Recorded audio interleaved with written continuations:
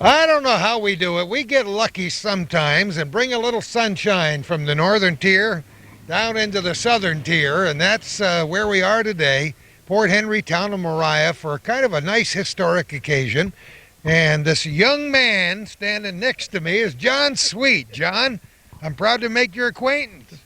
Nice to meet you too, Mr. Little. Boy, this is kind of an amazing thing you're starting here. Tell me what's going on here today. So they got a few on the village board that's really a railroad buff, and they worked like the dickens to get it here. This was over in Batten Kill, and they worked to get it over here, and they deserve a lot of credit to get it over here. I cannot imagine what kind of a project it was to set these things over here on this track. Well, CP did a good rail for them, and it really helped it out. This ore car come out of Mineville. It was one that was over, and they brought it down to town, did, and set it up, and they railroad give them the engine and brought it over and set it up in the caboose. Yeah, it's not just like it's easy like that. No. I mean, it's not like just brought it over and set it up. No, they really did. They worked good on it, and it was really something to see it done. It was an all-day job, and it really was. And you know the weight on that engine, and it isn't all there. And it isn't all there. It would take more than three men and a boy to grab that thing. Well, and this here was in the mud. They dug out up in back of over in Witherby.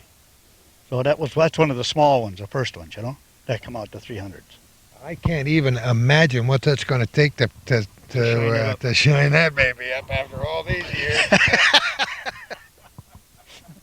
But it's all there, just a matter of getting to work on it. That's what it is, yeah. If you could have seen the caboose when we started on it, you'd see something too when you go inside. It was really beat up, but we kind of dressed it up.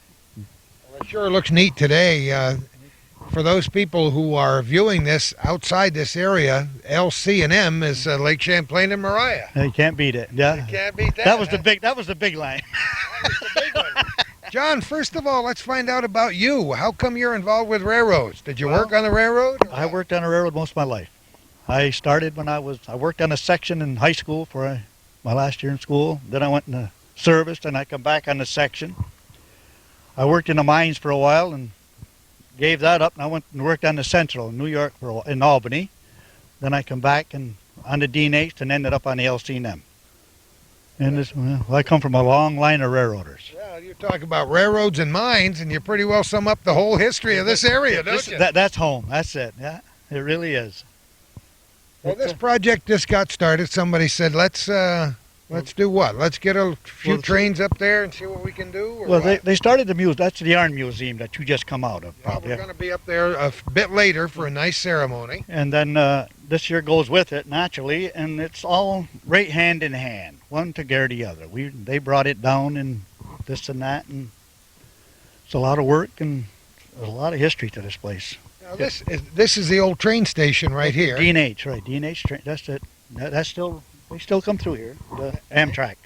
Amtrak stops here? Stops here, yeah. We aren't that, come on, we don't swing by Vine, you know. I can remember as a kid, of course, back in those days, everybody was in love with the railroad. Right.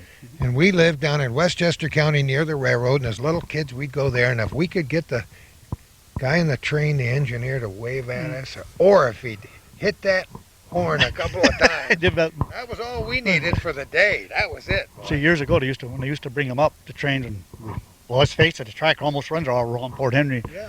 We used to jump on and get kicked off. And the guys that kicked me off, I started working with it when I come back. Yeah, the older fellas. Well, tell me about some of your experiences on the railroad. That had to be an interesting life. It was damn good. It was. Well, see, there used to be 3 crews when we started out here, when I started. And then they cut down, back, Fisher Hill closed. Then we go to 2 crews. So you go on the extra board. That's where they call you. You need you there. You work myself steady on the second. They did away with that in 1 crew. So I finally did work 2 jobs and worked when they called you and this and that to get up there.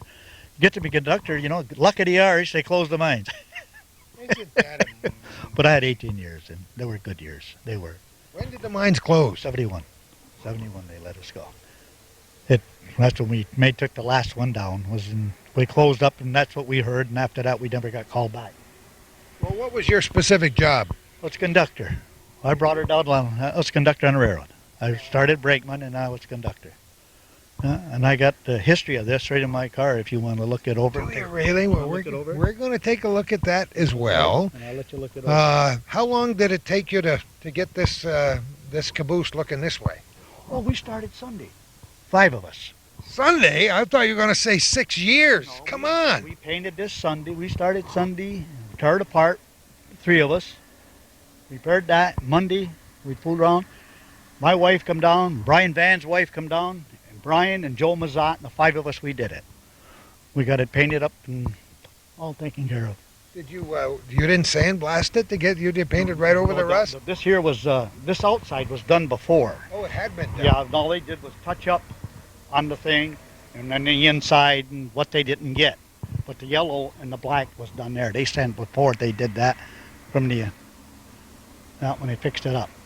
Now, did you ever actually work with this caboose yourself, or? Yeah, that was it. I run that. Oh. That was home away from home. Well, that was it, huh? Yeah, that was home away from home. Well, I can tell you what, we're going to step up there. I don't know if Calvin can make that big step, but if I know how to goose him, Do you? we'll get him up there one way or the other, and we'll take a look inside in just a minute. Okay, John? You bet. We had to knack it a little bit. And now we're inside looking out. I always dreamed I was on the inside looking out. There's Calvin from inside the caboose, checking out the rest of the train, and then we'll flip around here and see what's going on here. John, you said this was home to you for a long time. Yeah. Home away from home. Home away from home. And Did you guys have to paint the inside too? yeah, we did. This is what we did. Well, we painted this up in here. New boards and around the windows and a little bit. And dressed it up a little. It's kind of old. You can see that. 2 years ago, all this here was for, they changed it. You could put our stuff, anything happen, you know, for hammers and stuff we needed if we went off the track to help us back on. And You better not be going off that track. well, we used to go off quite a bit. Did you really? Yeah. Some of you take in the winter, it was pretty rough. Oh, yeah. I wouldn't think about You that, go you to know. Fisher Hill about 35 below and pull cars, you wonder. Oh, boy. Oh, boy. Yeah, we pulling our ore cars down from there, bring empties up to Fisher Hill at late in the morning, last trip, and pull them down to get them started. They wouldn't even run downhill. You'd have to pull them to get them loosened up a little bit up there. Pull them to get them going downhill. Yeah, they'd slide otherwise. Same, so cold. Yeah. So did you ever get involved in any terrible accidents, or? No, we had a runaway, and you can read it in the book I'm going to show Had you. a runaway? Yeah, the engineer was lucky. Yeah, he stopped it. A little help with this and that, we got her under control. You were in the caboose at the time? No, I was breaking the head end. Oh, you were? Breaking the head end. So you could hear them blowing for brakes in order to go. Were you saying your prayers or saying something Well, I was else? kind of squeezing, you know, looking where you're going, you know, because when we come down, see, that's where they dump here, and then they got the crane over the top to shake the cars, and they didn't stop it over the edge you go. Oh, man, that's a little bit scary. Yeah. Now, we got a little guy here that's dressed in your clothes, I understand. You were never quite that short, so we had to scrunch up the pants a little bit. But you told me that those those overalls were in the drawer from 1971? In the trunk, right. This is the lady that helped paint this with us. That's Brian's wife. Oh, She helped us to clean this up. Hi there, how are you? I don't know where he is. We'll come back. I don't know You're where he is. welcome right now. This is really quite nice inside, and hopefully you'll have thousands of people come through here. Did it look anything like this when you were on this Oh train? yeah, but they kept it up nice. They did. They really kept it nice. And at our time, it was different. Was homicide. To keep up the cold out for the older guys. And you had to keep a little wood fire going? Oh, that was cold. That was beautiful. That Yeah. probably wasn't the original That's stove. the original stove that just come back to us. You gotta be kidding. Yeah, it just came back. We just. How did they find it? Well, they did away with the coal before I got through, and they had gas. Yeah. And well, it ended up superintendent, I guess, put it in his camp. Well, his son and this and that, when he heard what we were doing, he brought it back and gave it to us he brought it back for the caboose. Looks like it's in good enough shape to put a fire in it Yeah, right just now. needs a little dressing up, but we just got it in here. But we can. Got the chimney all hooked up, and Yeah, she's ready to go. you never cooked any coffee in here, did you? A little bit, but we used to chip in. Some nights we'd have this little ice fish or a little steak or something, hunting season. Now, that wouldn't be too bad. Yeah, you take it, and it come pretty good. I Let's see, we got some oil cans over Yeah, here. that's in case of the old. Remember the old days? You had them.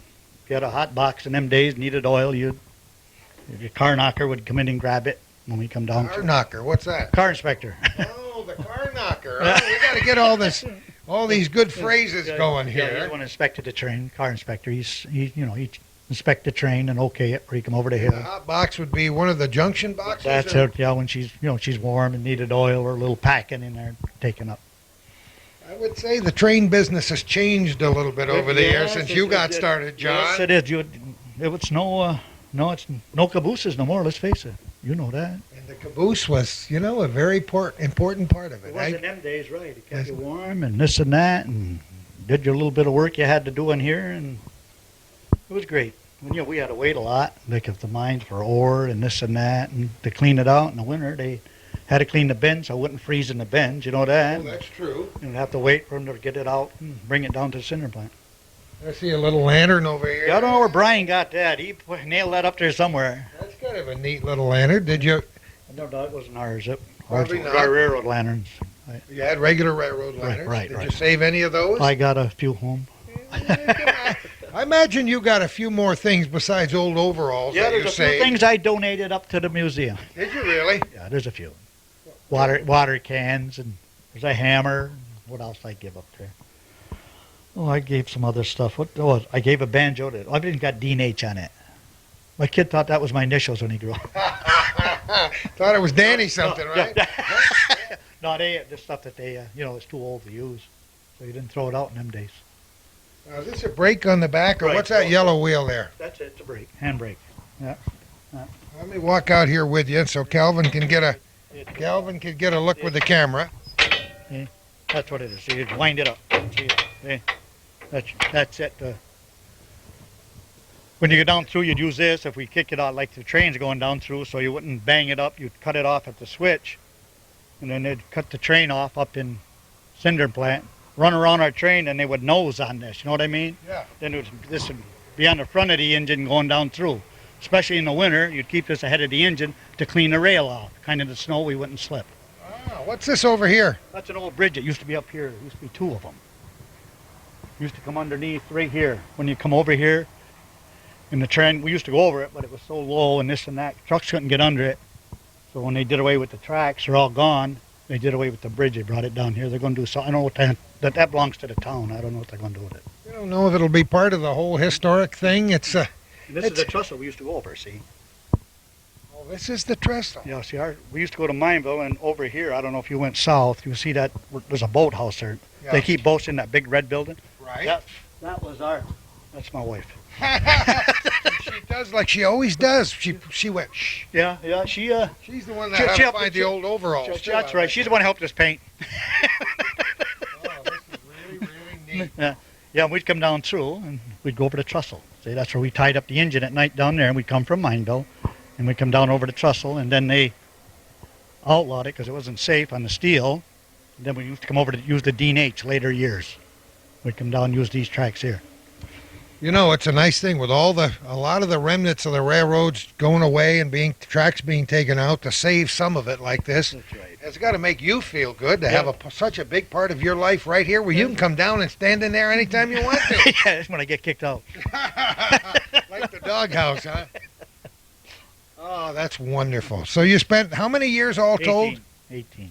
And here, yeah, then I lost a couple when I first started. So as I said, that you start and you're on an extra board. Well, you get 3 crews, you got 2 hungry kids, you can't wait to be called to work, So what have you been doing since 1971? I retired in 91, and I drove a lumber truck just to keep in shape. Well, it looks like you've stayed in pretty good shape. I would guess you're about 56. That's just it. You hit it right on the nose. You'll take it. In other I'll words. take it, yeah. Just add a couple. No, I'm 72. Are you really? Oh, that's wonderful. Well, you are in great shape, and I'm sure you're going to be around for a long time. You're going to help them when they do the tours down here every once in a while? Yeah, I'll be around, yeah. I'll be here. To lie a little to them, too. Yeah, I love it. Not lie, but just, expand the truth a little bit. Well, can I to ask fit you the a question? situation. Sure. You like this better than the radio? Oh, wow. This is At least you can get out. this is an awful lot of fun. I always dreamed I could be on the radio and show pictures at the same time, and now I do it. Here's the guy that's had a lot getting this over here, right here. Well, we're gonna Brian, right? We'll jump right down. Okay, and Take a look at Brian and get a little background. You stay right there, Brian. Don't go far away. We'll talk to him in a minute. Okay. Thanks, John. Okay, Gordy. I'll tell you, this is a beautiful day. Great day of the week to come down here in the late summer in the North Country and have some sunshine after a cool night and get a little historical sketch about railroading and mining down in the Moriah, Port Henry region. Brian Venn, how are you? I'm very good, sir. The first thing Calvin asked was, are you related to the Venns in Saranac? And you said, yeah, they're all cousins. They were all cousins. Now, you had a nickname for John. What was that nickname? Sweeter. Sweeter. Oh, we'd have to ask his wife if that were true. I don't know if she'd admit it. She's gone. Last thing I saw, she was going, shh. She didn't want anybody to know she was there. Brian, what was your role in getting this thing here? Well, I'm a town board member and I'm also a train buff. And about 5 years ago, we got leads of where this caboose was. And we followed the leads down. We worked with CP Rail, Dave Waters in particular, for CP Rail, who's a great friend, personal friend, as well as a mentor for this museum. He's the one that really made it possible to get the caboose here and the locomotive here. CP Rail was really our big brother on this thing. We just basically did some legwork. We went down to Salem, New York, found the caboose, and it was in a really rough shape, so to speak, and we procured it. We brought it up here to Essex County Highway Department, brought it up with Fred Buck and a crew. And we offloaded it, and it sat here for a year and a half, and then finally last Sunday, Everybody got to work, and it 10 was o'clock. a crazy bee, I hear. at 10 o'clock Sunday, we decided that it's time to get the caboose ready because the museum opened on Thursday. So in 4 days, we've got the caboose where she is right now. That's truly amazing when you take a look at this ore car right next to it, and that looks like it's going to be a longer than a few days project. The ore car is a little tired. That it is. But that's sat in 6 feet of water since 1947, and we brought it out of the water last December. So we're letting it dry right now until we get to it. That's amazing. Are you going to have to sandblast it, or We'll sandblast it. We're going to put new sills on. We'll put new steps on. Any wood parts that like the walkways we'll replace. It's going to be a labor of love, sweat, swearing, a little bit of everything. But we have volunteers. I haven't pressed into service yet. So.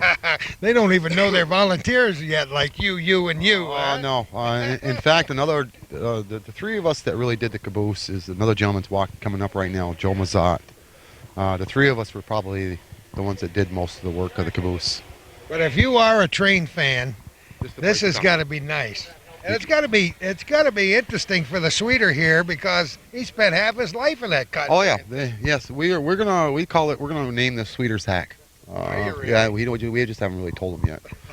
But this is I'm not it's gonna a labor spread of the word. Yeah, this is a labor of love for him. Like I say, this was his home for so many years when he worked for the LC&M. He was the last conductor on the LC&M, and it's just nice to hear the stories that happened coming down with a load of ore.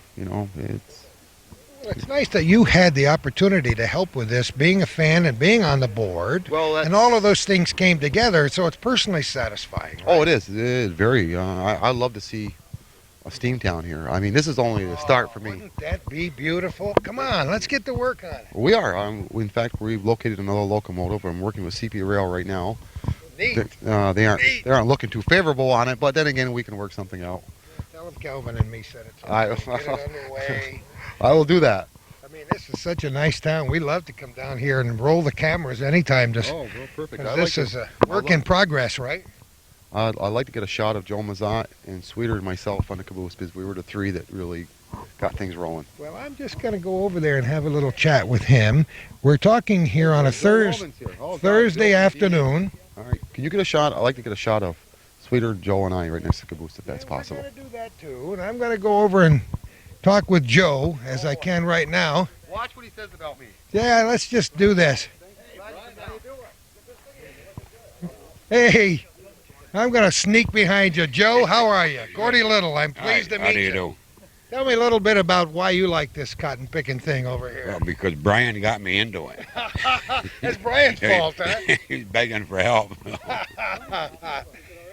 What's your history? Did you work on the railroad? No. There's the railroad man right there. Well, I know. He got his chance to say his 9 or 10 words. Yeah, he's He the got one. his 15 minutes of fame. Brian's a politician. He pushed me away. Yeah, that's the politician up there, and that's the railroad man. Well, did you ever dream last Sunday that by now you'd have this thing looking like this? No, not really. How many brush strokes are involved there? Plenty of them. How many swear words? Oh, No, we don't have to go into all of that, right, you guys? We'll get on over here closer. We want to get a good picture of you guys who worked on this. Who's this other gentleman over here? Bill Wellman from the Ridgeline Historical Society. How you doing, How sir? are you? Good to see you today. Gordy Little, and this is Calvin Castine from Hometown Cable. Yes, over here. indeed, Gordy. Listen to you all the time. Tell us why you came up here today and why this is important to you. Well, I'm a rail buff for many years, and I think the preservation of our rail history is very important to us. And Brian and other people here in Port Henry have done a super job with the museum. So, as a good friend of railroads and a friend of Brian's, I thought I'd be down here today. If Brian has his way, there's going to be so crowded with railroad equipment in here, there won't be room for pedestrians down here. This guy's got a dream, you know. I suppose you're involved in that. Indeed I am, and I support him all the way. I think it's a great idea. Tell me what you'd like to see. Well, I don't know. I think if we keep expanding the museum here, with the amount of history we've got with the old Chateauguay Railroad and out of Plattsburgh and the D&H and other railroads in the area, in addition to what they are concentrating here with the Lake Champlain and Moriah, be a super exhibition and a great thing for the town of Moriah. The history of railroading here in the North Country, as it is across our nation, parallels the history of our nation. And we were fortunate enough to do some nice interviews with people who were very much involved in railroad photography and writing books on the subject. And to an old guy like me, just being close to equipment like this is nostalgia and makes the old butterflies go. It's kind of neat. Well, it is neat, and it also teaches you a little bit about the technology that some of our forefathers worked with. When you see what they had to work with, moving people and freight around the country, it's very impressive. And when you combine the railroads with the mines, an essential part of the history of the Port Henry Mineville area, then you really got something going for you. Well, yes, indeed. You've got the mines, you've got the railroad, and of course we've got Lake Champlain with all of the traffic that used to travel up and down the lake. So. And around and on the other side of the lake. Yes, indeed. Yes, indeed. So you had quite a network of railroads involved here. What do you do for a living, Bill? I'm retired now, Gordy. But, a young guy like you? Yes. I spent my 30 years in the Army, and now I'm did you retired really? in Plattsburgh. Well, this has got to be a special thrill for you, just to be standing here today and know that this is a part of history in itself. Well, indeed it is. Earlier in the year, I worked with Brian on doing some write-ups on the locomotive that the CP was kind enough to donate. So I've got a little bit of background on the exhibit, and I think it's just super. Tell me a little bit about the locomotive. Well, the locomotive was built in Canada. It's a Montreal Locomotive Works, which is a subsidiary of Alco in Schenectady. And it's an RS-18. It's a model not sold in the U.S. But there were about 72 of those, as I recall. And this is one of the few survivors right here that you're looking at. And it wasn't very easy to just pick it up and set it over here on these tracks. I understand that was a bit of a project. That was indeed a project between the CP rail crews and a company called R.J. Corman from the Albany area. They picked the locomotive up and moved it to this site in about 3 hours. Come on. Flawlessly, and did not delay a single train. So they did a great job. Was that before or after that escapade down at Port Douglas with tracks and trains That was long before that. That was a big Christmas present for the town. The locomotive arrived, I think, on the 23rd or 24th of December last year. Did you get down to Port Douglas or Port Kent to look at that? I saw some of the pictures, and I looked at a little bit of what was rebuilt. A massive project on the part of CP Rail. I understand between $6 and $6.5 million worth of effort's gone into that. Day and night, 24 hours a day. It was just amazing to me to see the devastation first, and knowing that little railroad station and that rail line had come through there for all those years, and in one day it's out of the picture, and just a terrible mess. But you know, those great big cement conduits under the ground. Had been there since way back in the 1880s, I believe. I believe some of those were put there when the original line was put in, back about 1880, along in there. And the stonemasons of today were just looking at it with their tongues hanging out, saying they couldn't believe that that kind of work would be done. And unfortunately, nobody saved a piece of it. I wish it could have been, make a little historical monument out of it or something. But it's all gone, I guess. Well, that's gone. Of course, the Port Kent station itself is an interesting item. As you probably realize, that was just rebuilt recently. Oh, yes. And then earlier this year, they rebuilt it again and put in a new concrete platform, and then it all went down the drain. Not to mention Kanata Lodge, where I spent a little bit of my misspent youth right nearby. Oh, well. But a lot of work's gone into the rebuild, and I'm sure glad to see that CP and D&H are back in business. I think it's a good thing for the North Country and a good thing for the area. I can't wait to come back here and see what this is going to look like in years to come with the energy of Brian and folks like yourself. I think it's going to be a nice little focal point for people to stop by in the summertime. Well, I know a lot of rail fans are already interested in coming up here to Port Henry, and as you may realize, there are a lot of rail fan nuts around the country, around New York State, and as the word gets around, I'm sure Port Henry is going to be high on their list of places to visit. I hope so. We'll do our best to promote it. Bill, nice to meet you. Nice talking to you. Thanks Gordon. for having us here today. Thank you. I told you that was the old office there. Oh, these beautiful, beautiful historic buildings here. This town hall, look at that building. Isn't it a... It's been Fantastic. wonderful. It's something. They don't make them like that today. Now, what was the building where the museum is located? What was that, a fire station? Carriage house, they claim. Years Was it ago. really? That's what they claim, is an old carriage house, years ago. Don't tell me that could be before your time. No, yours, not mine. Now, what were you just going to tell me about something that came down through here? We come across here with our train. Yeah. And there was had a bridge that went over the top of this. Here, we'd come out right back in there. We'd go over, shoot over, then shoot up, and we'd end up right here on the OLC then, right on the main line. Oh, I see. Yeah, this was just, this is where it used to dump ore years ago. Maybe you see pictures of the overhead crane. Oh, sure. All right, this is where we dumped it. A lot of it, like they were stockpiling. They'd cuff it out there and keep it till they want it, they need it, and then same with stone. We'd dump stone there. They would. We'd bring it down, they'd dump them. So that's the picture. You're going to have to, when people view this on their television sets, they're just going to have to imagine it's 40 or 50 years ago, right? Yeah, it's a day or two. Yeah, more than a week and a half, but it's such a big part of your life and the history of this area. I wanted to get it in there. Just hug that guy. Oh, isn't she beautiful? Never shed a tear when you hug your father. Isn't that wonderful? Now you got to tell us what your name is now that we've introduced you by crying all over the North Country. Janice Sweet. Janice, great to have you here today. To come up here to surprise him. I spent the night with his cousin. You were in Port Henry? Yeah, last night I got in at 4 and spent it with Linda. Who is this? This is my cousin's daughter, She's Paige. Beautiful. Hi, Paige. How are you? And what's Johnny Sweet going to take you? Where's he going to take you? On what? The caboose? Huh? He knows his way around in that caboose. We're going to go up to the ceremonies. Nice to see you guys. We're just waiting for the festivities to begin here, and we thought we'd chat with a gentleman who showed us where Mr. Sweet was. What was your name again? Jim Breen. Jim? Yes. This is kind of a special day for everybody, isn't Oh, it? yes, indeed. Because it's a lot of old memories here. Have you lived here all your life? No, I was gone for a while. I came back when I retired. Have you been, did you work for the railroad, or? No, my father did. But I didn't. My grandfather worked there, too. My great-grandfather.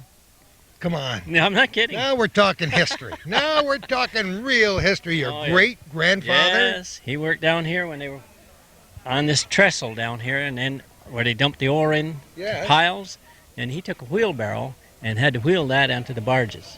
12 hours a day. Oh, now see, we're getting the whole picture. Jack Sweet told us how the first process started when they dump them, Mhm. and now you're telling us that they went by wheelbarrow to the barges? Yep. Unbelievable. And my grandfather, my great-grandfather on my mother's side, he lived. My grandfather lived here, but my great-grandfather lived and worked here, and he was in charge of the docks, the crews, to take care of the wheelbarrows and all that. And later on, he started a store over here and worked at that. Well, my grandfather was superintendent of the railroad for quite a while here when they had it. He lived here, see. Right next door in this gray house, and what was his name? Sam Lane. Oh, so you got your family history is right inside the boards and the trestles and everything else around yes, here. yeah. Mm-hmm. So no wonder you were down here taking pictures when they brought that engine over. Oh, yes, yes, indeed. So you got that all on video? Mm-hmm, yes. I see you got your little video camera all set to go here today, and our program should begin kind of soon. That must make late. Yeah, just a little bit late. Never mind. After all these years, who's in a hurry, right? Right, that's right. Oh, that's wonderful. So what did you do for a living? I'm a teacher, former teacher. Really? Where? Yes. Well, I taught in Crown Point down here, and then I went overseas with the Army for 6 years with my family. And then I taught in Farmingdale, Long Island for 18 years. Now I'm retired. When did you leave Farmingdale? 1982. Wow. Retired since then. Of course, Traveled for 3 years, all over the country. The kids from Farmingdale were very much a part of, I graduated from Stony Brook in the first graduating class in '61, and the kids from Farmingdale came over to take care of the old Coe estate, planting fields between Oyster Bay and Glen Cove, that beautiful arboretums and all the trees, and the Farmingdale students would come down to work on that. I remember. Oh, gee. So I left there in 1961 and got involved in the radio business, and look where I ended up. You're from Long Island then? Well, I was down on Long Island for about 4 years and lived all around New York State, but I've been back up here since 1961. So you were down at Farmingdale? Oh, yes. Yeah, my son still lives there. He's a lawyer down there. Ooh. Justice of the peace, besides. Oh, well, you'll never get in any trouble in Farmingdale. Oh, no. Well, it's great to talk to you. I think our show's about to begin. Yeah, he's Take up it easy. there ready to go. Thank you.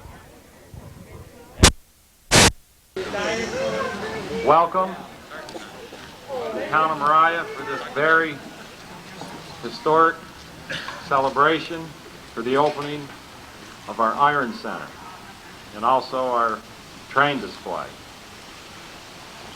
If I appear a little bit nervous, that's because I am. I'm a little rusty. I haven't done this in a few months. I do want to point out to the town board, though, they never had a podium like this when I was in office. I used to have to shout. Before I go into my written speech, I do want to say that this really has a very special meaning for me personally. When I first took office years ago, this building was on the verge of falling in. Bill Johnston and I, Brian Ben, we were looking it over one day and looking down in the park and said, geez, you know, we got a lot of history in this community with the mines and the railroad, the Lake Champlain and Moriah Railroad. Wouldn't it be great if we could do something so our children's children's children could enjoy our past and know where their forefathers came from and what they did for a living and how hard they worked down in those mines. So with the help of a lot of people, a great many people, especially our good Senator Ron Stafford, this dream that many, many people had and shared became a reality. The past 28 years have witnessed many changes in the town of Moriah, which have shaken this town right to its roots. We began this period with the loss of industry, which built and literally sustained this town for nearly 150 years. The closing of the mines, the loss of the employment and the tax base, and the decline of private business, which was dependent on the economic activities that were stimulated by the mining industry. And the company town buildings have worn out, and also our infrastructure, deteriorated housing, could have turned this community into a ghost town. Over those 28 years, we've been very fortunate to have the help of a large cast of people who have directed their energies towards assisting this community to make the transition from the heavy industrial era of the past to a new economic future, which will be built upon a variety of economic activities, including high technology manufacturing. We hope the recent decision by PRETAC a company from Vermont, to join our community in the new industrial park is just the beginning of this type of economic growth. Today we are here to celebrate another facet of our economic revitalization, and that is the adaptation of one of our greatest resources, Lake Champlain, our waterfront, for use, enjoyment, and stimulation of economic activity. Once devoted virtually and exclusively to heavy industrial use, our waterfront now is in the process of being redeveloped for recreation, tourism, and with the opening today of the Iron Center, an interpretation of our community's fascinating history. It has taken time to realize how important the resources of our waterfront and heritage are to this community.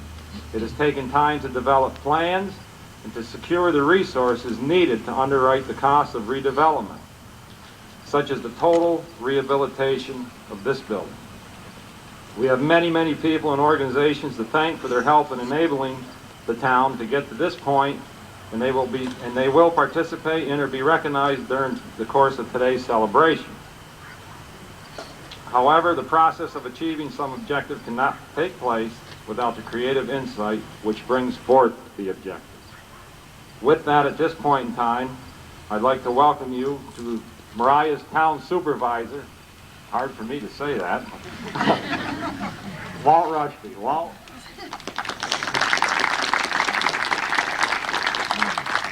Thank you, folks. Welcome to the town of Moriah. This nice, bright, sunny day for our opening of our museum, rail and mining. Tom had a written speech. I'm kind of ad-libbing, so. There are many people that brought this forth, and my duty is to mention some of them. First of all, I'd like to thank the town board, Tom Scozzabibble, past supervisor, Brian Venn, Ralph Jaquith, Joe Rodriguez, Tony Harvick, and myself.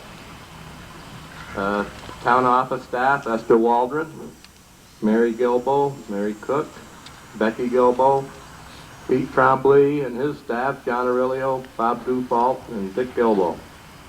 Louis Velsini, Mark Scozzabibble, Tom McEwen, Tom Brace in the Highway Department, Kenny Bobby in the Water Department, Ed Roberts, Joe Bartuli, Code Enforcement Officer, Paul Mazat, Assessor's Office, as well as the village trustees and staff, including the mayor.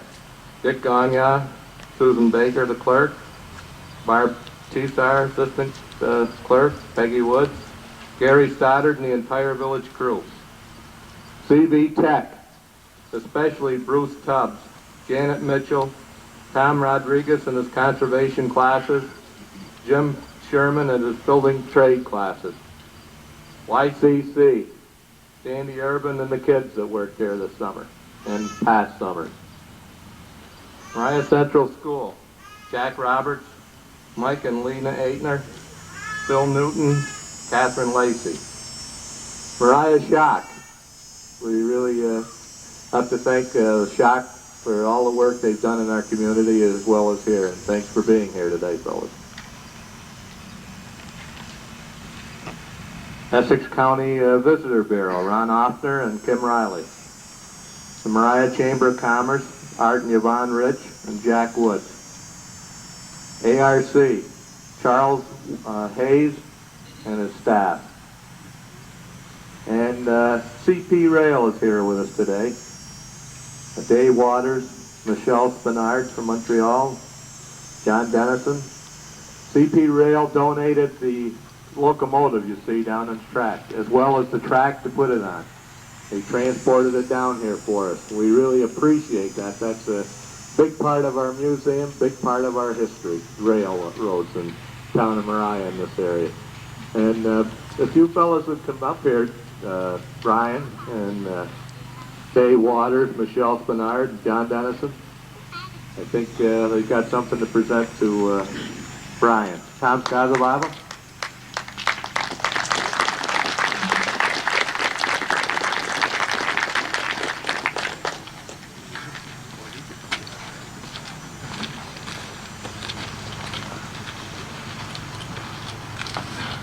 Thank you, Walter. On behalf of CP Rail, and the Delaware Hudson, which is a subsidy of the CP Rail.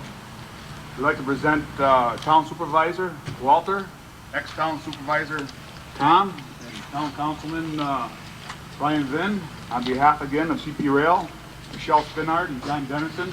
I'd like to present you with a key for one of the most historic engines that was running on the Dean H and all through CP Rail. It used to be the Unit 1800 that is now on display.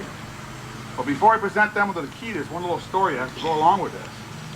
Before Brian and Tom called up and says we need an engine, about 2 years before that, they called up and initiated the whole problem and says we need a caboose. Well, remember now, there's no engine part of this. It was just a caboose. And small venture, 20-ton caboose. It took us about 2.5 years. So John, you remember that? To get it. It was the next supervisor in the railroad, and it got turned over to me, and it took us about 2.5 years. So we thought the problem went away. We got the town of Moriah and built it for Henry the caboose for their museum. Then all of a sudden, Brian said we need an engine. So here we are today, another 2 years later. CP Rail and the Delaware and Hudson presents Brian, Walt, and Tom with the key to one of our units, the 1800, which is now called the LC&M, number 20.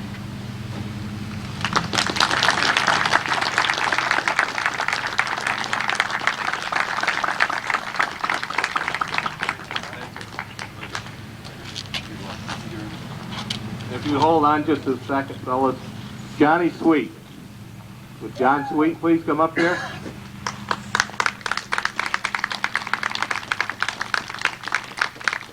A little surprise for John. He didn't know he was going to be on the program. What's your face so red for, Sweet?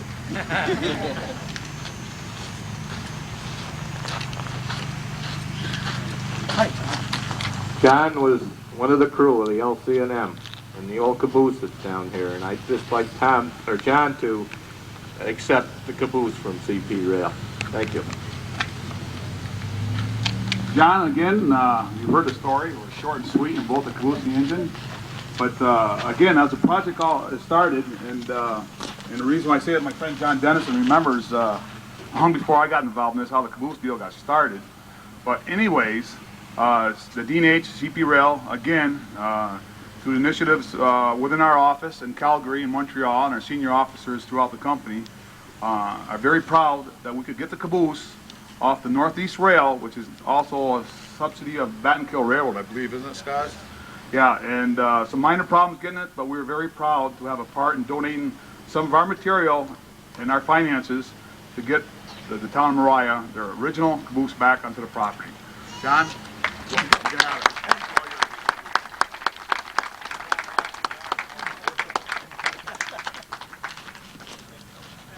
Thank you very much. These fellows have been very busy getting the railroad running again after the problem they've had this summer, and I, for one, and I'm sure everybody else enjoys hearing the train go through.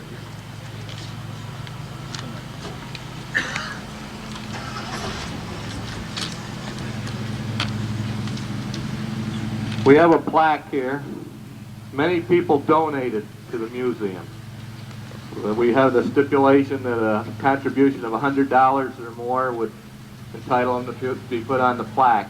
It'll be mounted inside the museum, and I'd like to read the names of the people that are on the plaque at this point. Still open for more donations if somebody would like to contribute.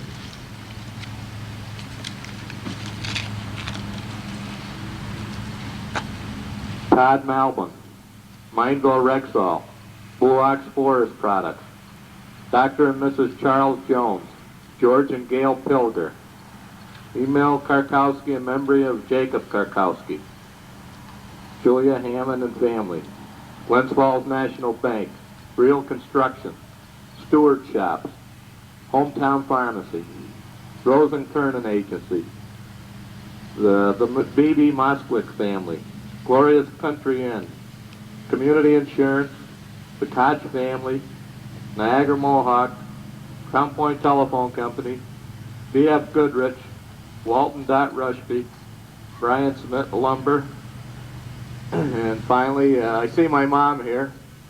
She doesn't know about this, and my sister Judy with her family. In memory of my father, Walter Biff Rushby.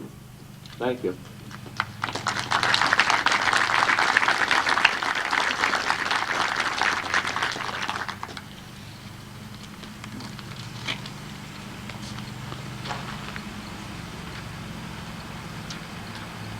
almost at the end of my sheet. Skazi's going to be on again, so.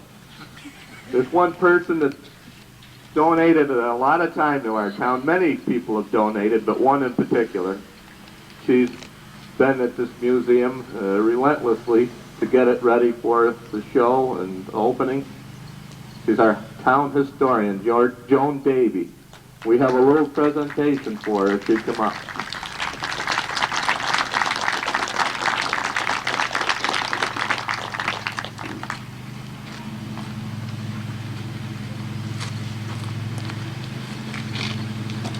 Joan, on the behalf of all of us to get to enjoy so much what you've done here, we'd like to present you with a certificate and some flowers for all the good things you've done for us.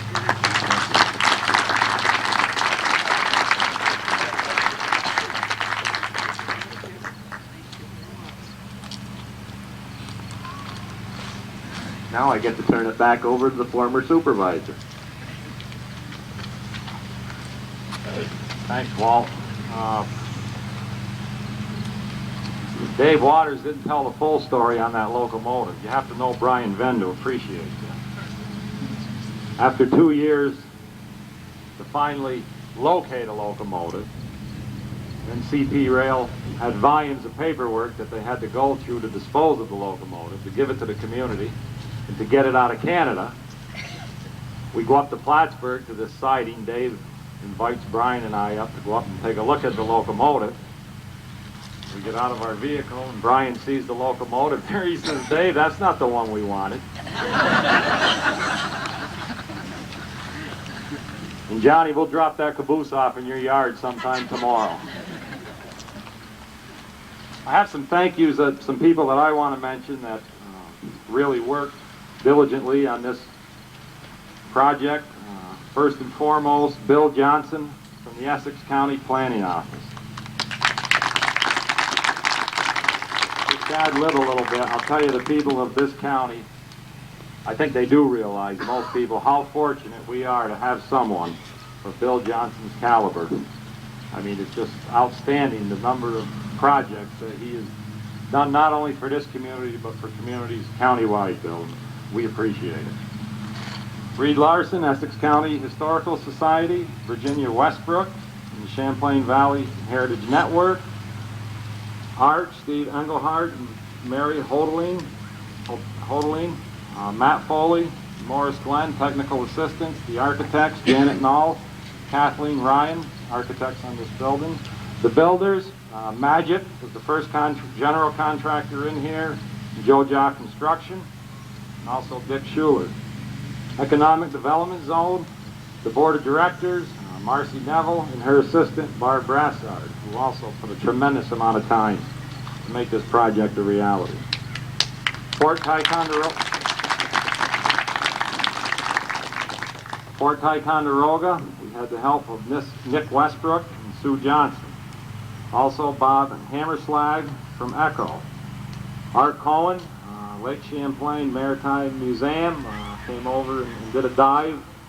I hope I got the right individual. Right, Joan? Did the dive into the old mine shaft. We took some film of pictures of the old iron ore car that's still down in the shaft underwater. Also, Honeybee Community Fund, Preservation League, RCHE, Linda Norris, Lake Champlain Basin Program, New York State Department of Transportation, John Ryan. I believe they'll be introduced a little later on. Also, Joan Davy, our town historian. Again, this town is very, very fortunate to have Joan as our historian. She spends a tremendous amount of time and hours. Jack and Bob Brennan, who were very helpful in helping find the different histories that we needed on the mines and artifacts and so on. Jim Breen, Janice Robbins, Ed Ovenson, Kim and Tony Harvish, Pat Farrell, is now deceased, and Flora, Anna and Freeman Beebe, Joe and Ethel Kozma, Frank Skazafava, my father, Joe Mazzotti, John and Joyce Sweet, and the Venn family, who worked down here very hard to get the trains ready for today. And before I well, let me see if I have some more. No. And if I've forgotten anyone, Marcy made the list.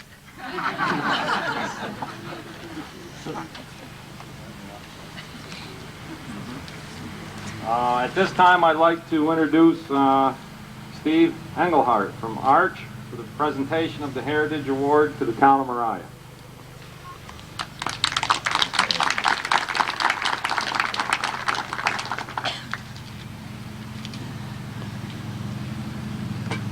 I'm delighted to be here today. For those of you that don't know, ARCH stands for Adirondack Architectural Heritage, and it's the regional historic preservation organization for the Adirondack Park. And one of the things that we do as an organization is every year to give out a series of awards, which we call our Adirondack Architectural Heritage Awards, which recognize really exemplary efforts by individuals, businesses, local governments, and nonprofit organizations in promoting historic preservation in the region. And this year, one of our awards is being presented to the town of Moriah. And I want to read the statement that was in the awards program when these were officially presented at June at our annual meeting. The town of Moriah's long association with iron mining and manufacturing lasted almost 200 years, from the 1770s, when Sir Philip Skene made early use of the region's ore, all the way up to about 1970, when Republic Steel finally closed its extensive mining and sintering operations in the town. This important industry left the town with a fascinating history and a wealth of interesting architecture. Perhaps more than almost any other local government in the region, the town of Moriah has seen the value in identifying, promoting, and preserving its historic resources as a means to revitalizing its economy and to defining its identity. They have done this in several ways. In 1989, the town sponsored a town-wide historic resources inventory, which paved the way for several groups of National Register nominations in districts and helped to reinvigorate interest in local history and architecture. Among those buildings which immediately benefited from National Register listing was the Witherby Memorial Hall, which received a grant from the State Environmental Quality Bond Act for exterior restoration. With this growing interest in local history, the town then turned its attention to establishing a local museum in the carriage barn which adjoins its offices in Fort Henry. This was done in cooperation with many other partners and individuals, which both Tom and Walt have already enumerated, and with help from a $242,000 grant from the federal ICE-T program, the building has been restored and is now the centerpiece of the Railroad and Mining Heritage Park, which also includes the depot, a locomotive, and ore cars on display. The town has just simply done a wonderful job of proving how important architecture, local history, and historic preservation are to a community's past and to a community's future. And with the highest respect, I present this award to the town today.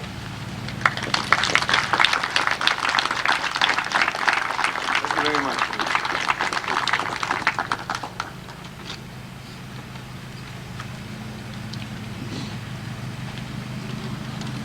Thank you.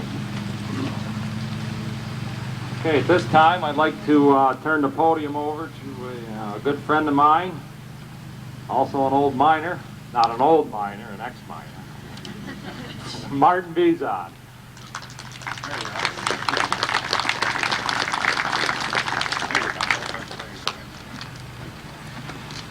He says miner, but I worked on the surface. Good afternoon. This is a great occasion for the town of Moriah. Looks like the weatherman received my threat because it's great weather.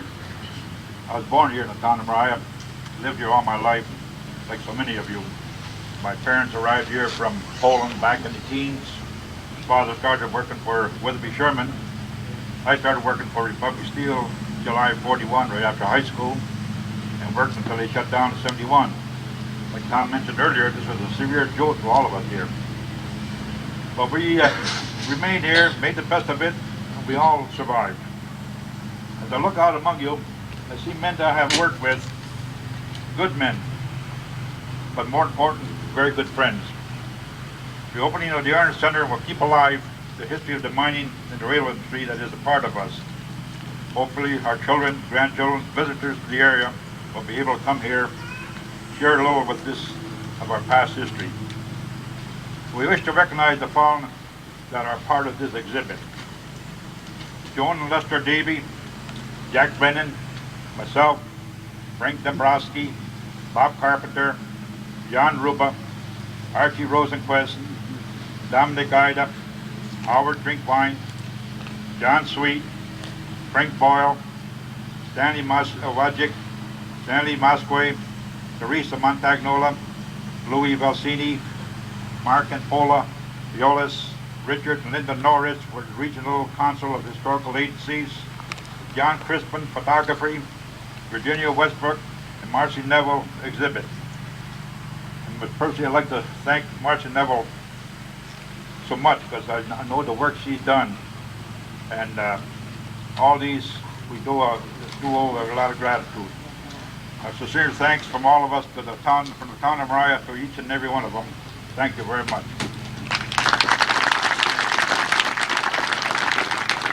Thanks, Mark.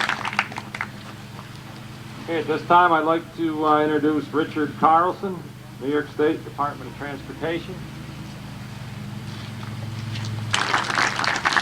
Thanks, Tom. A couple of days ago, when I knew I was going to be speaking up here, I asked John Ryan, who's been working on this project for DOT, to give me a little bit of an idea of the agenda and what people wanted me to say about the project. And he came back with an agenda, and I thought it said that I was going to be on for 15 minutes. Well, you can believe that really got my attention for two reasons. First of all, what on earth could I possibly say about this project that could take 15 full minutes? But more importantly, the second thing, who on earth would want to listen to me for 15 minutes talking about the Iron Center? So I have abbreviated remarks here, and I'm sure everybody's going to breathe a sigh of relief. Incidentally, John's over there in the shade, so you can see he's smarter than I am. Well, in my job, I get to see a lot of these projects, but by and large, the most I see of these projects is what I read on paper, on a lot of paper. And one thing that struck me as we pulled up here earlier today is the 3D version of the project is an awful lot more impressive. Projects like this are clearly important to the communities that they're located in. And I heard Tom before talk about all the things that the town is doing, looking forward to the future. But it's equally important that the town take one eye and look at the past, and especially in the case of the town of Moreau, Village of Fort Henry, when you have such a rich past. Now, DOT's role in this was to provide funding under a program, a federally funded program called the Transportation Enhancement Program. And money is important, and it's important to a lot of these projects to get off the ground. And I was just going over some of the projects that we've got under this program here in the Adirondacks in the North Country. Rehabilitation of the train station up in Westport, which is just about completed. We're about to start the rehabilitation of the train station down in Fort Edward. We're rehabilitating the train station, and we bought the railroad that goes from Corinth up to North Creek. And the station that we rehabilitated was in North Creek. And all of these projects are unique. They describe the communities that are there that are unique. And as a result, they're very, very important. In addition to money, though, you need effort. You need people to work, to pitch in, to chip in what they can do to make these projects. And the long list of names that I've heard, and deservedly long list, is an example of why we're here today, why this project was completed. In addition to John Ryan, I'd just like to throw in a couple other names from DOT. Angelo Tricolo and Steve Ritzminski also worked on this project for the department, and I'm thankful to him for that. Steve assures me that his injury wasn't gained during the execution of the project, but he puts in a good effort on all his work, and he did here too. Well, one of the other things too about this, yes, we are celebrating the completion of a project, but I think also the participation is something to celebrate as well. And I'd like to add my thanks to the thanks of all of those here that have already spoken and those that are going to come after me, as far as all the people who worked on the project that made it happen. And I hope, and as a matter of fact, I look forward to working with you all on other projects in the future. Thank you very much.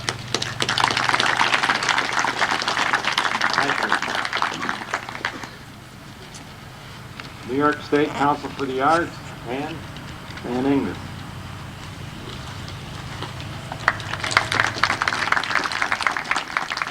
Thank you, Tom.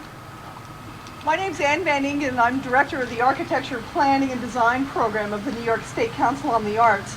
And I'm here today on behalf of the Council's Chairman, Earl Mack, who's away on business, unfortunately, but he sends you his greetings and is very sorry he can't be here today to be with you himself.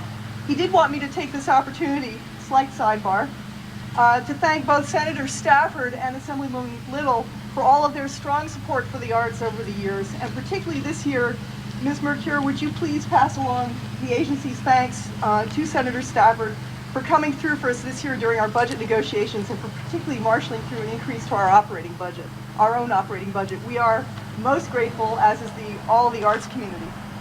The Council on the Arts has supported a number of different projects in the town of Moriah over recent years, everything from historic architectural resource surveys to your Main Street revitalization study and your waterfront studies. But I'm particularly happy to be here today to celebrate with you the opening of this wonderful Mining and Railroad Heritage Museum. The Council was pleased to be able to support this project in its early days when we gave funding for architect Janet Null's fees on this project. This is a wonderful project that combines everything the Council cares most about: strong community support, as we've heard already, a commitment to excellence in design and historic preservation, as you can see in Janet Null's terrific work on this building, putting a fine old building back into productive community use, and creating a place where people can learn about the history and cultural heritage of Port Henry and Moriah. We're also delighted that the Council's funds helped you secure an ICE-T grant and other funding for actual construction. We fund design. We do like to see things built. We're very pleased to be here today. This is sure to be a well-used and much-loved addition to Port Henry, and will indeed be a catalyst for economic development. I think you can count on that. The Council and I applaud you. We salute you, and we congratulate you on the opening of this wonderful facility. We're very proud to have played a small part in your success. Thank you.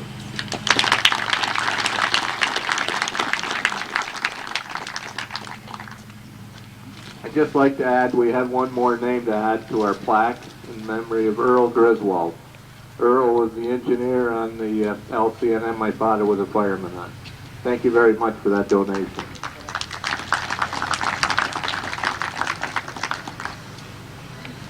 Okay, now I'd like to introduce the director of the Empire State Development Corporation. He oversees the Economic Development Zone Program, Fred DiMaggio. Fred?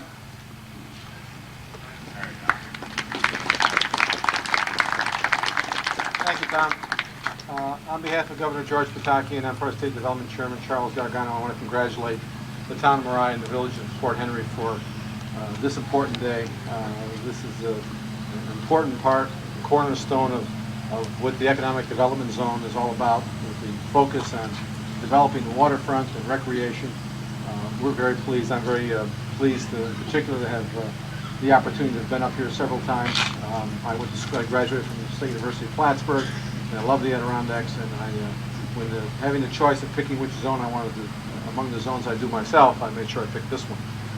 There are 7 economic development zones throughout the North Country. We're very proud of the success that the zone has had in the town of Moriah.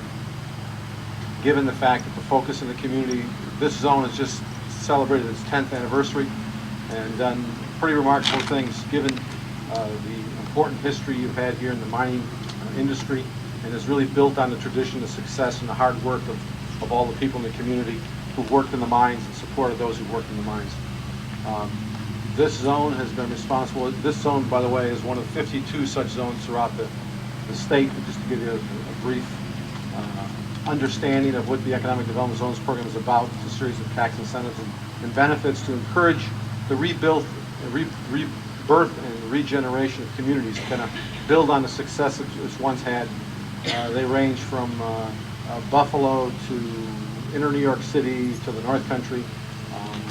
And we're very pleased that the initiative and effort exerted throughout these zones to really make economic development a reality and to generate the private sector jobs that this state is known for and is being again regenerated under the governor's direction.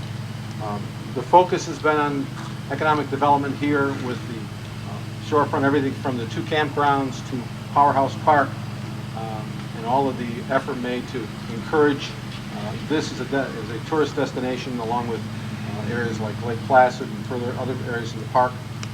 We're also very pleased, and there was a concerted effort made on this community to build and to take a chance and build a spec building up the hill in Mineville, and we're very proud with Pretech coming in here, Protech coming in here, a plastics company from Vermont, expanded in New York, and 3/4 of that building is now taken, and we're very pleased about the benefit that that's going to bring to the people in this community. Briefly, what this zone has done is there's over 24 businesses which have created over 100 jobs, net jobs over the course of its 10 years, and generated by those businesses who believe in this community, invested over $3 million. So on behalf of the governor and Chairman Gargano, I want to congratulate the people in the community and wish you all success in the world. Before I go, I'd like to bring up Marcy Neville, who has a few other thank yous as well. Thank you.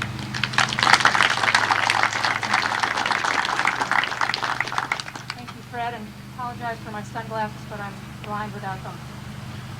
A lot of people have waited a long time for this day, and I've only been a participant in this project for the last 4 years, but it's long enough to marvel at the number of people and dollars and hours it takes to get here, but not long enough to turn my hair gray.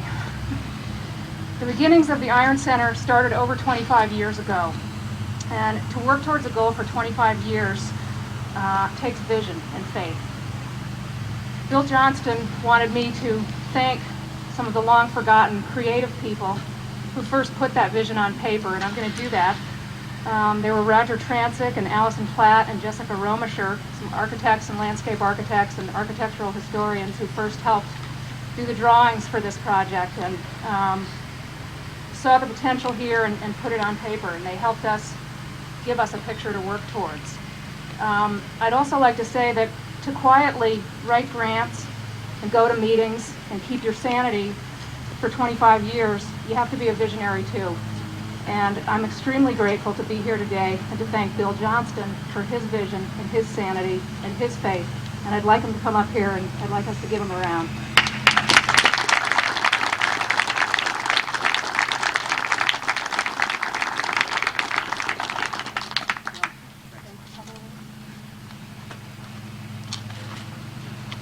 I thought I had everything arranged so that I wouldn't have to speak, but Marcy fooled me again.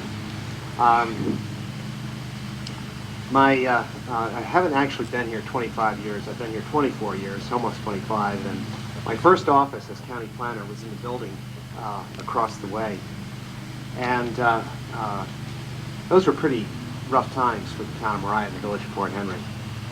And I was immediately taken by the rich history of the community and the strong work ethic and the wonderful community spirit that existed here. And I must say that of all the towns I've worked with in the county, I really have a soft spot for Moriah and Fort Henry, and I'm very grateful to have had the opportunity to work with you, to help you rebuild and create new economic activities as well as to celebrate your heritage. So thank you for the opportunity.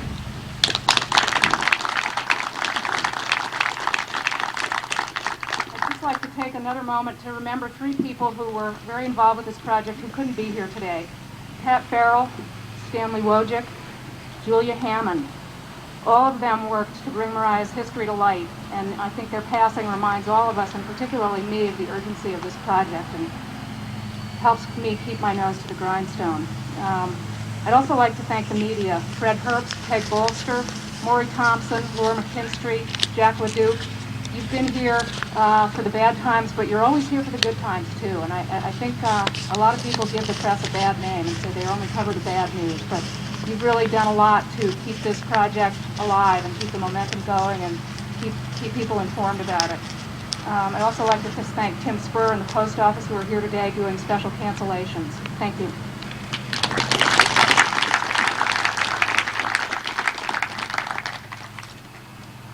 Okay, I'll try to, I know everybody's probably hot out there in the sun. Try to speed this along. A little bit longer than Bill Clinton's speech was the other night. I can do that now. I'm not in public office. Okay. At this time, I'd like to introduce a good friend of myself and also all of her constituents in the 110th Assembly District. This lady works extremely hard for our benefit. Betty Little. Betty? Thank you. It's always interesting to follow Tom in a speech. I'm really pleased to be able to be here today and to be able to participate in this ceremony. As your representative in the Assembly, along with Senator Stafford, one of our jobs usually is to deal with towns and counties in regard to state agencies. A lot of times it's to spur them on, it's to ask for things, it's to support projects, or it's to, discuss complaints. I'd like to say that I had no calls in regard to this project, no complaints whatsoever. We have some wonderful state agencies that have spoken before us, the Council on the Arts, Transportation, Empire State Development, as well as many other state agencies who have worked really, really hard to get this project through. And I would like to thank them for their commitment and for their teamwork and for all that they did with the town for today's project. I'd also like to take a moment to thank Tom Scalzafava and the past town boards, as well as Walt Rushby and the present town board for this project. In the 3 years that I've represented you in the Assembly, I will have to admit that every time I drive through Port Henry and Mineville, I am saddened, and I often wonder what would it have been like had the mines stayed here, and what was it like before, and how would the economy be today? Because that certainly was a sad event when those mines closed. But it's said in life that it's not the things that happen to you, but how you react to the things that happen to you that make for character. And the character of this town and the people in this town is certainly fully exemplified by this project, because they could have reacted in a very negative way. Certainly there were a lot of negative feelings and bitter feelings. They could have acted with indifference, or they could have acted in a positive way, which I think they have. And instead they have preserved all that went on here as part of the history, the mines and the people that worked in them, and the history of this whole area. And I really am happy. I think the best part of the whole project is the videos with We the History, really listening to the people who worked in the mines and who knew what went on and what it meant to them and all. So the impact on their lives certainly was dramatic, but you as a town have done a wonderful, wonderful job in doing something like this, because it says a lot to those that come after us of how you did react to it. It also says a lot to other companies and other businesses that may want to come here and locate, that the people of this community have a great character, strong character, and are really able to roll with the punches and deal with what life has handed them. So I truly would just like to congratulate you all. I'm really proud to represent you and represent this area. Thank you.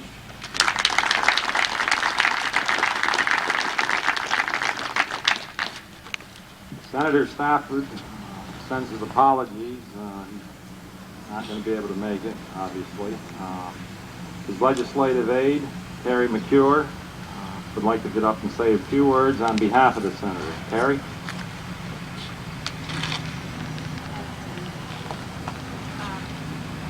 When Senator Stafford approached me this morning about coming up here to represent him, I was really very pleased, because some of the nicest family stories that I remember are from my father. He worked for Duplex Construction as a foreman, and he worked up here in Mineville, and he moved the family up to Lincoln Pond for a couple summers while they were working on the Grand Union and the houses for the miners. So it's always had a soft spot in my heart for up here.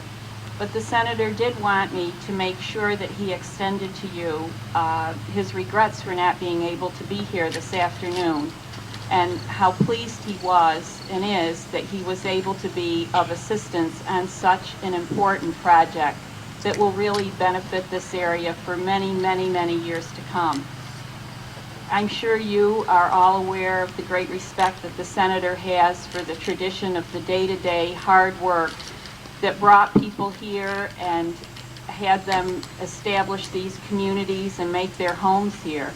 And I'm sure that that spirit of hard work and day-to-day perseverance is still alive, and I'm sure that it will help the revival of this economy and take us all safely to the year 2000. Thank you very much.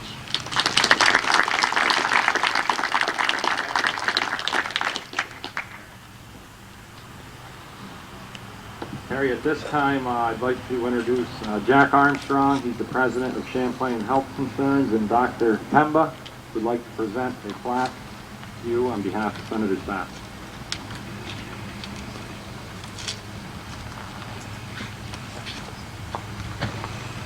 Thank you.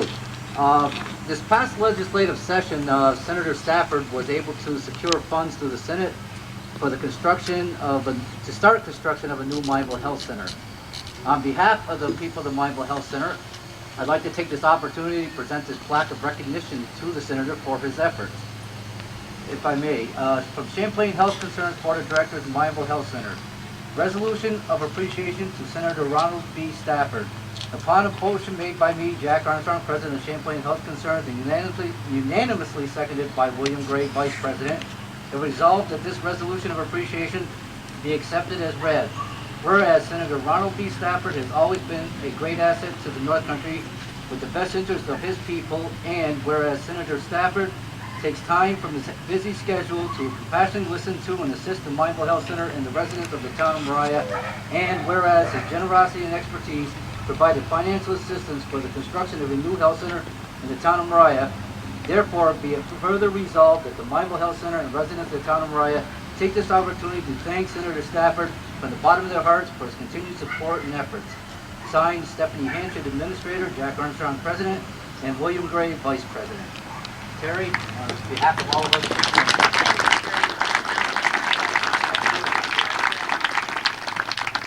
I'd like to take this opportunity right now to introduce Dr. Pemba, our newest doctor provider at the Mineville Health Center. This is Dr. Riga Pemba. Good afternoon. I wasn't really actually preparing a speech. I came down here to just present the plaque, but let me just say that I've been very happy to be here, and I hope to be here for a long time. Thank you.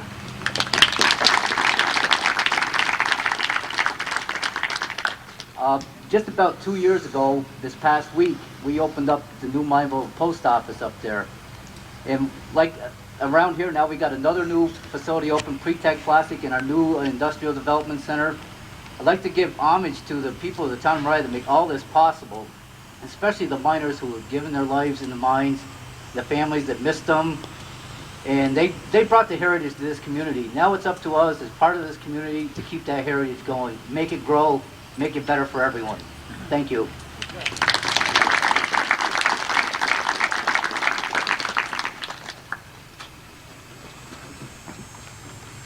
Okay, we're down to my closing remarks.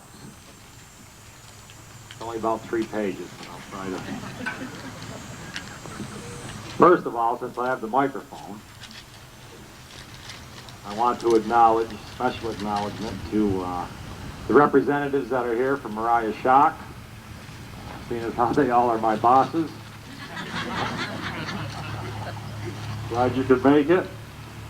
Also, special thanks to BOCES. I see Bruce Tubbs here. The BOCES students, Tom Rodriguez, Jim Sherman, they did a lot of work on this project. We are really thankful. As did the inmates from the shock camp, and also the Youth Conservation Corps, the summer work, the kids that work during the summer under Sandy Urban. They also did a tremendous amount of work, as did the town highway and all the town employees. When I first started working up at the at Moriah Shock, one of the first things I noticed when I went in, they have a nice historic plaque there that explains the history of that site. And in talking to some of the local people that work at the prison, when you go in there, it's hard not to get a feeling for, you know, our parents, grandparents, the people that work at that site and down in those mines. And I'm especially glad to see that this place is being utilized today. But this is again a great occasion for the town of Moriah. Many people need to be thanked for making this project a success. Nobody does anything alone. It has to be a team effort. And most importantly, you have to have the community behind you. And I was fortunate enough to have that most of the time. So, with that, please join us for refreshments. We're also going to show a video, the caboose. Make sure you take the time to go down. The caboose will be open.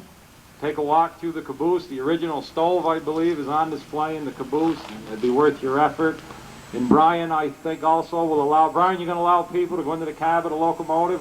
And you will also be allowed to go into the cab of the locomotive if you've never been in the cab. Now's your chance. And we have the key. We may even start it up. Thank you for coming.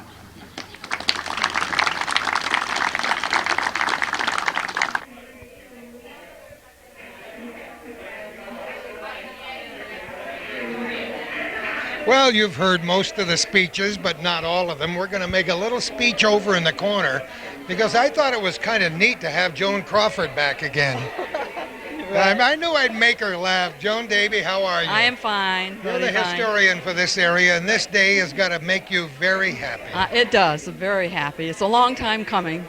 Should have been many years ago. I'm sure most of our viewers don't know that you were Joan Crawford. That's right. That was a couple of years ago. That was just a couple. Just a couple. You have a direct connection with mining in this area, you and your husband. Do, yes. That was my first job as secretary down in the warehouse with Ned McClellan as my boss. And as you saw from the picture there, I had some real great friends as partners in my work. And what did your husband do? My husband, at the time, he worked on the surface for the mining. And when he began work in 1948, he was the last man hired in 1948. He did go underground for a while. I didn't know him at that time. Well, that's because he went underground. That's right, he went underground. Well, how did you get involved with being historian in this area? Well, I guess I've been just a busy person all my life. And when I retired from Moriah Central School as high school secretary, I worked the Chamber of Commerce for a couple of years, and then I was interested in the history of Port Henry. And the town clerk, Esther Waldron, approached me one time and said, would you be historian? And I figured, well, being historian would be only a couple hours a week, something like that. But it presented more interest. The more you got into it, the more you wanted to get into it. And it was just, you find so much. It's wonderful. There is so much history connected with both mining and the railroads, and what a perfect spot to have this heritage park here for mining and for the railroad. Right. Perfect spot. Well, mining goes back, as we heard in our speeches today, 200 years. Yes, a long time ago. When you first got involved with it, this was kind of a hopping place, wasn't it? It was. That was back in the early 50s. That's when I began, and when the mines were still running, of course, at that time, until I think my husband got through about 1963, somewhere around there. He had 13 years of service in the mines. This mining center museum right here that we're in is, talk about a labor of love and a work in progress. Right. This building was about to hit the ground, I think, before some people came in here and recovered it. That's right. Thank God for Marcy Neville and Tom Scasavava. They started it, but Marcy has really been a gem. She's wonderful. And Virginia Westbrook, of course, she's done all these different presentations here that you see on the different doors. And the two wonderful girls, they have really put their heart and soul in this. It took a while to get it all together, didn't it? Oh yes. And I thank the community too for helping by gathering all the pictures over the years, we were able to make choices of pictures. And I also thank God for the people that are left that know about the mines and are able to give their stories.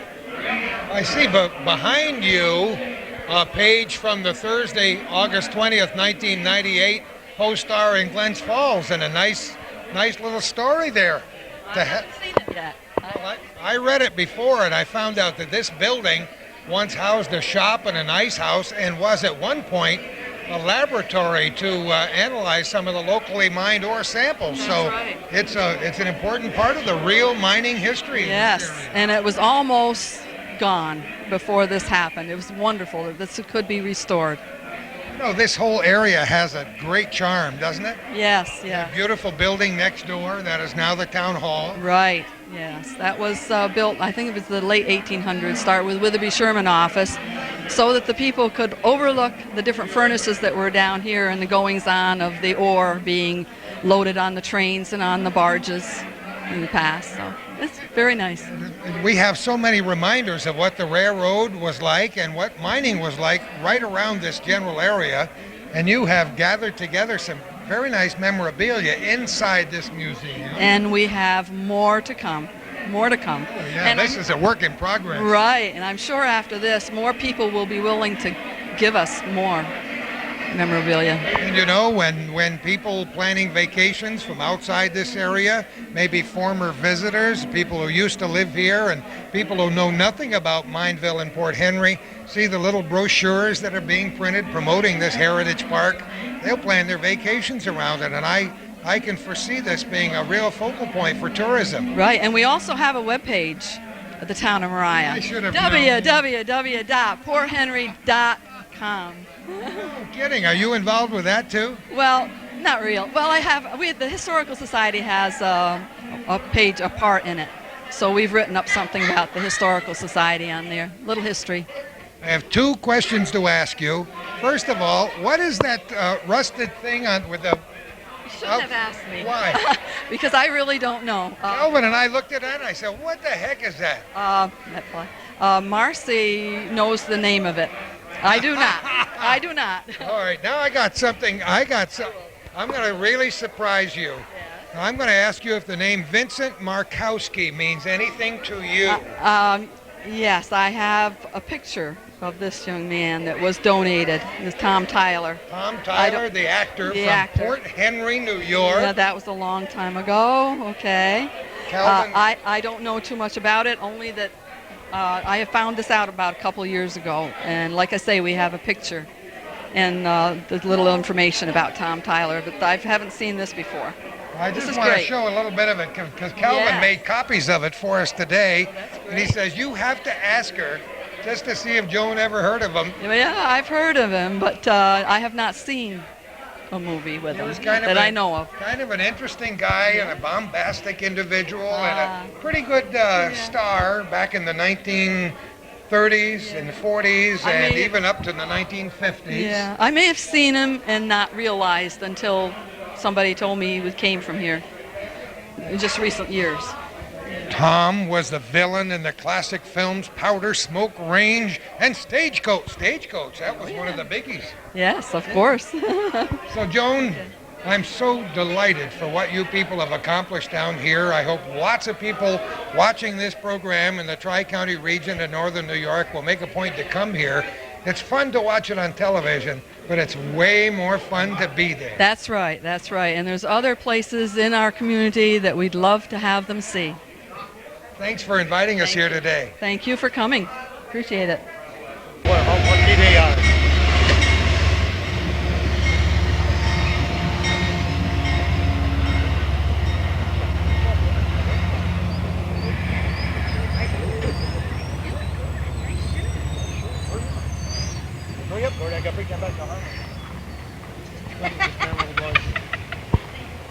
Huh? Nice. Look at them all. Well, it's kind of amazing how we can get a train to come in just when we're going to wrap it up. If we'd wanted 7 or 8 jet planes to fly overhead, and we could have done that too. What a way to run a railroad. Now, is this a good family group?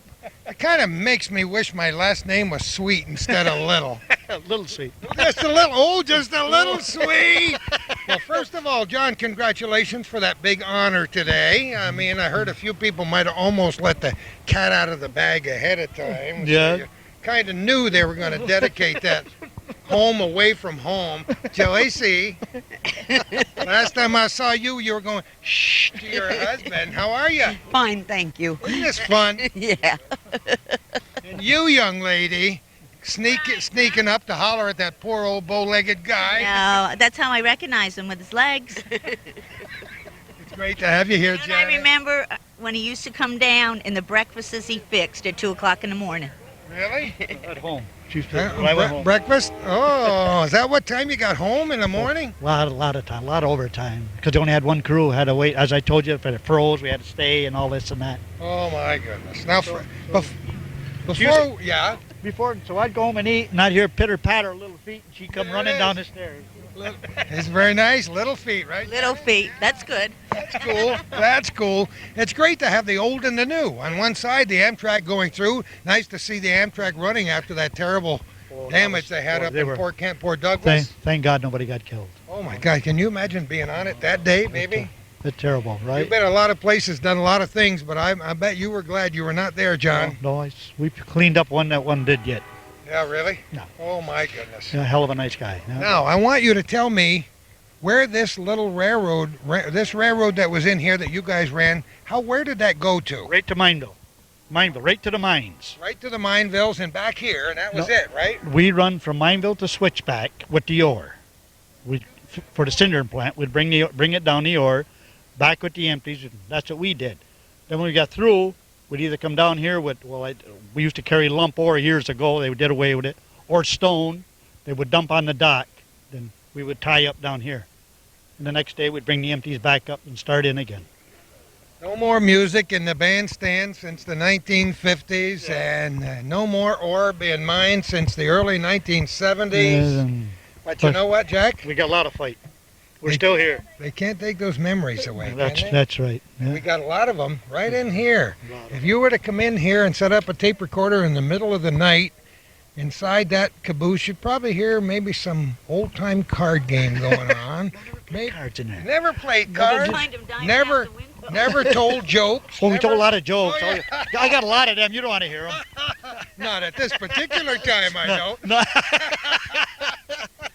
Jack, thanks so much for allowing us here today. This is one of the highlights of my life, especially with this one running down the street. Couldn't wait to shut off the camera to grab the old man around the neck. Hey, Brian, thank you for having us here today. It was a tremendous pleasure. Oh, good. You'll come down another time, and we're going to start painting this in September, and I'll give you a call. We'll be back. All right. He's going to come down ice fish with us. Thank you all for allowing us to come into your homes or businesses or wherever you've got your little television set up. Who knows where we're going to be next time as we do